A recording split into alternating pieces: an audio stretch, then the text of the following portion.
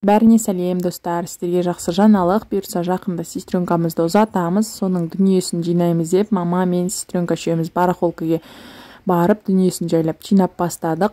Осындай бір Байсат базарда күшті бір бутик бар екен. Жаңағыдай ішіне кіресіз, QR кодын іліп қойған, QR кодқа тақап, телеграм каналдары бар екен, товардың номерін жазсаңыз, ішінен товардың бағасы, жаңағы цветтері шығады, сол бойынша таңдап, сол жерден бағасын көріп, сразу продавецке жинап қасыңызда бірақ оплата жасасаңыз болады екен. Өте ыңғайлы жасаған.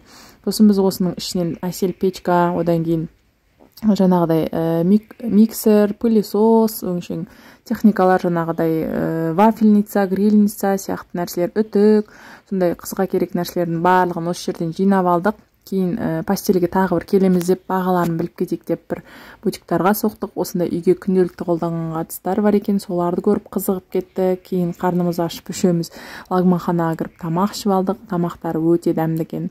Сосын стиральный машина алған жерге кешкісін доставка жасаймыз, ауыр нәрселеріңізді тастап кетіңіз дегенге қолымыздағы кастрюль, өңшең Викалинаныкін алдық, қазан, набор, манты қазан, сондайларымызды тастап көтере алатын нәрселерімізді алып, Алатаудан бізге қарай, Қаскелеңге қарай жүретін маршруткаға отырып үшеуміз сағат 2 шамасында қайтып, 3:30 уже 4-ке таман үйде болдық. Мен балам жыламасын деп тез үйге қарай сразу қайтып кеттім. Келесі видеоларымда пастельдерге обзор жасаймыз. Міндетті түрде лайк басып, каналға тіркеліп кетіңіздер.